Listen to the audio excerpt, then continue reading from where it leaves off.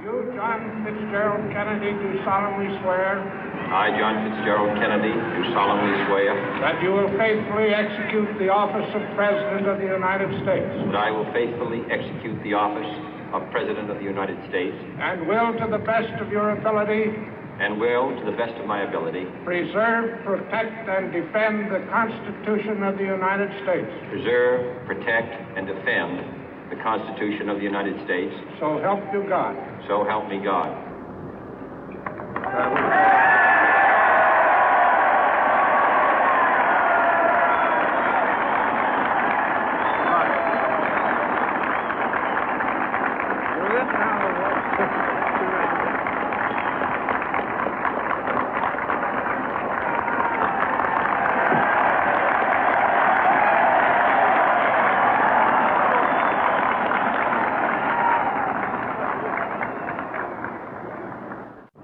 Vice President Johnson, Mr. Speaker, Mr. Chief Justice, President Eisenhower, Vice President Nixon, President Truman, Reverend clergy, fellow citizens. We observe today not a victory of party, but a celebration of freedom, symbolizing an end as well as a beginning, signifying renewal as well as change. For I have sworn before you and Almighty God the same solemn oath our forebears prescribed nearly a century and 3/4 ago. The world is very different now, for man holds in his mortal hands the power to abolish all forms of human poverty and all forms of human life. And yet the same revolutionary beliefs for which our forebears fought are still at issue around the globe. The belief that the rights of man come not from the generosity of the state, but from the hand of God. We dare not forget today that we are the heirs of that first revolution. Let the word go forth from this time and place to friend and foe alike that the torch has been passed to a new generation of Americans born in this century, tempered by war, disciplined by a hard and bitter peace, proud of our ancient heritage, and unwilling to witness or permit the slow undoing of those human rights to which this nation has always been committed and to which we are committed today at home and around the world.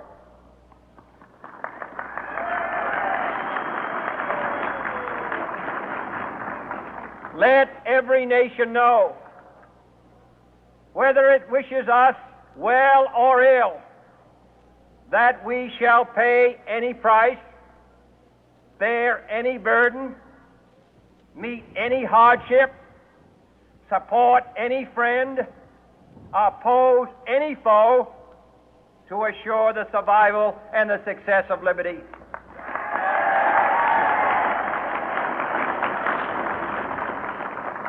This much we pledge and more.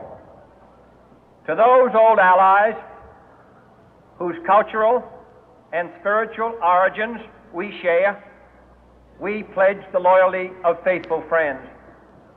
United, there is little we cannot do in a host of cooperative ventures. Divided, there is little we can do, for we dare not meet a powerful challenge at odds and split asunder. To those new states whom we welcome to the ranks of the free, we pledge our word that one form of colonial control shall not have passed away, merely to be replaced by a far more iron tyranny. We shall not always expect to find them supporting our view, but we shall always hope to find them strongly supporting their own freedom, and to remember that in the past, those who foolishly sought power by riding the back of the tiger ended up inside.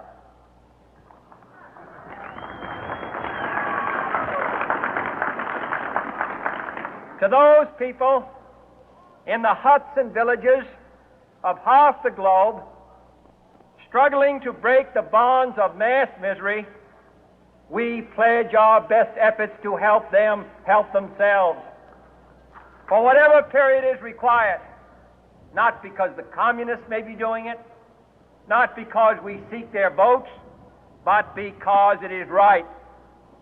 If a free society cannot help the many who are poor, it cannot save the few who are rich.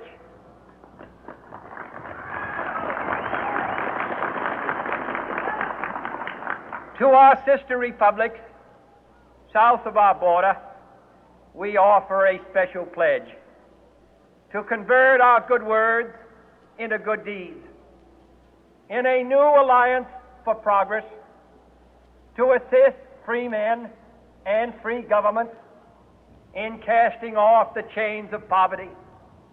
But this peaceful revolution of hope cannot become the prey of hostile powers. Let all our neighbors know that we shall join with them to oppose aggression or subversion anywhere in the Americas. And let every other power know that this hemisphere intends to remain the master of its own house.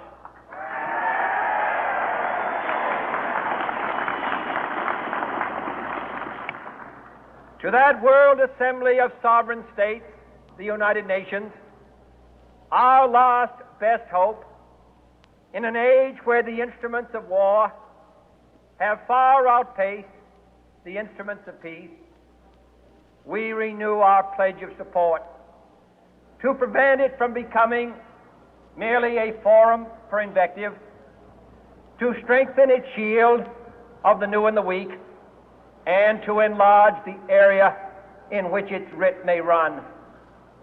Finally, to those nations who would make themselves our adversary, we offer not a pledge, but a request that both sides begin anew the quest for peace.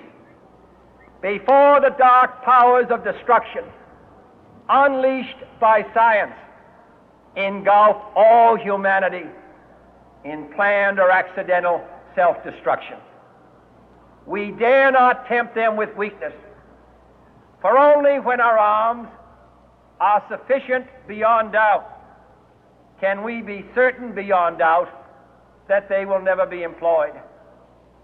But neither can two great and powerful groups of nations take comfort from our present course, both sides overburdened by the cost of modern weapons, both rightly alarmed by the steady spread of the deadly atom, yet both racing to alter that uncertain balance of terror that stays the hand of mankind's final war. So let us begin anew, remembering on both sides that civility is not a sign of weakness, and sincerity is always subject to proof. Let us never negotiate out of fear, but let us never fear to negotiate.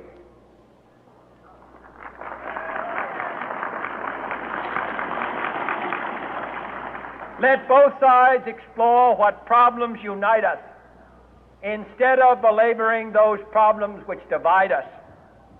Let both sides, for the first time, formulate serious and precise proposals for the inspection and control of arms, and bring the absolute power to destroy other nations under the absolute control of all nations.